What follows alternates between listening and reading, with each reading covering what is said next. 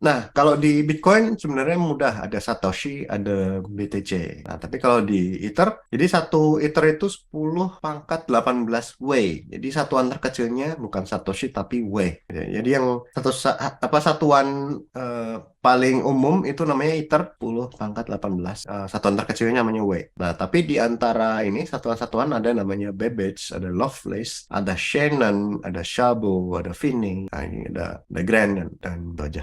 Nah, kalau nama internasional ada kilo, mega, giga, mikro, mili gitu ya. Nah, ini kan yang sering dipakai. Tapi kalau di komunitas Ethereum memang ada banyak ini. Ada Wei, Babbage, Lovelace, Shannon, Szabo, Finney, dan Ether. Tapi umumnya yang kita kenal biasanya atau sering dipakai ada Wei, ada Ether gitu ya. Kemudian ada juga sebenarnya Gigawei atau G-Wei atau Shannon atau 10 pangkat 9. Ini biasanya kita pakai nanti kalau menghitung menghitung gas price itu bisa pakai Gawei atau Shannon. Nanti akan ya entah dibahas entah enggak ya nanti kalau kita lihat. Jadi biasanya ada Wei, Shannon atau Gigawei dan Ether itu aja biasanya yang tiga yang paling umum. Ethereum Wallet jadi sama seperti blockchain-blockchain lainnya. Biasanya kalau kita menggunakan blockchain publik ya ada walletnya yang harus kita punya itu software. Jadi kalau di Ethereum Ethereum account, Ethereum wallet atau Ethereum address. Nah yang paling terkenal ada MetaMask ya. Itu sekarang MetaMask ada aplikasi di smartphone ya. Dulu biasanya hanya web based saja, ada di add-onnya gitu ya. Kalau kita menggunakan Chrome atau menggunakan Firefox, itu ada extensionnya, kita bisa menggunakan MetaMask atau MyEtherWallet itu mirip seperti MetaMask. Kalau misalnya mau multi platform, misalnya punya Ethereum, punya Bitcoin, punya macam-macam, bisa pakai Jax dan lainnya juga bisa. Ada Emerald Wallet itu bisa Ethereum Classic dan Ethereum jadi satu. Jaringan Ethereum ada banyak ya sebenarnya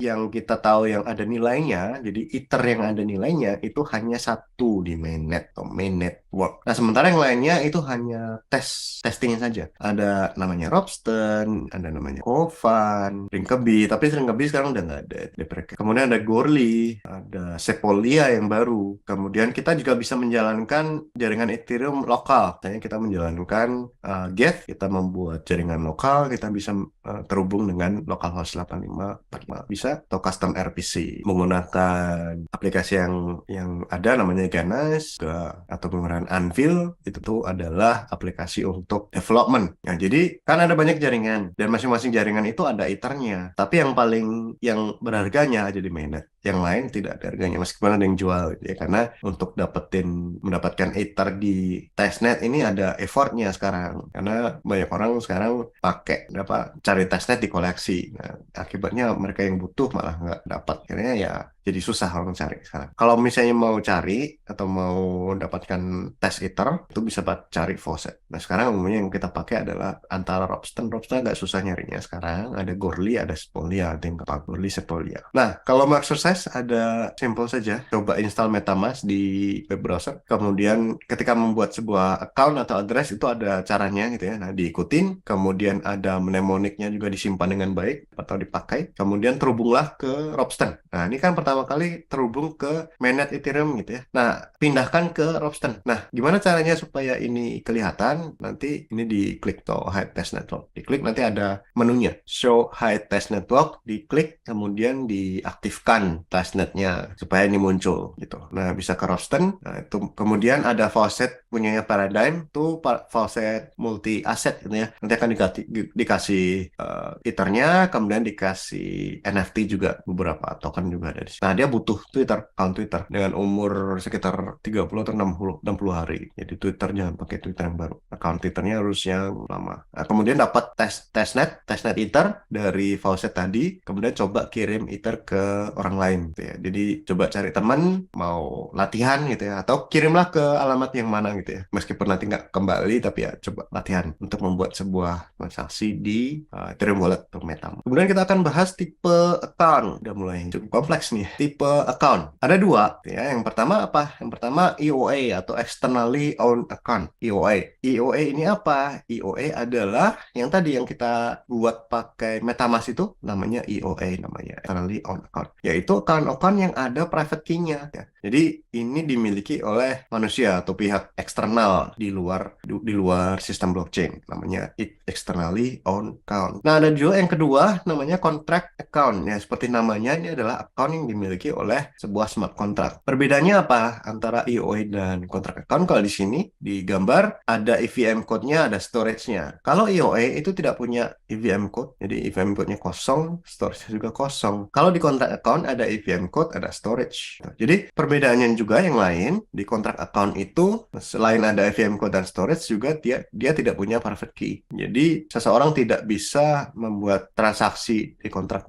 seperti halnya EOA gitu ya. Tidak bisa membuat transaksi atas nama contract account seperti halnya orang membuat transaksi di dalam atau menggunakan EOA. Nanti cara penggunaannya berbeda ya karena tidak ada private key-nya. Nanti dia akan berjalan secara otonom karena itulah namanya autonomous object. Nah, ini dia hidupnya di blockchain, ya 100% di blockchain. Kalau IOE dikendalikan oleh aktor eksternal, entah itu manusia, entah itu robot, entah itu aplikasi, itu dijalankan oleh pihak-pihak eksternal di luar blockchain. Nah, jadi dua tipe ini itu punya address. Nah, addressnya tidak bisa dibedakan apakah ini IOE atau ini contract account. Kalau dilihat dari addressnya ya, deretan angka dan hurufnya, kalau kita perbandingkan antara IOE dan contract account itu tidak ada perbedaan sama sekali. Yang kita bisa lihat nanti ketika kelihatan di Explorer yang IOE tidak punya EVM code, yang contract account punya EVM code, kode EVM atau smart contract-nya ada di contract account. Nah, ini dia. Jadi lebih dalam lagi kalau kita lihat dari sisi world state-nya, ya. Kalau di IOE setelah address ada nonce dan balance. Atau saldo ini saldo Ether ya. Saldo Ethernya disimpan di sini di account state namanya. Nah, kemudian kalau di contract account ada address, ada nonce dan balance sampai di sini sama. Kemudian ada storage hash dan code hash. Dari storage hash ini adalah representasi dari storage miliknya si contract account. Kalau code hash ini adalah representasi dari EVM code. Jadi kalau di account state-nya ini kodenya tidak disimpan di dalam situ tapi code hash-nya saja.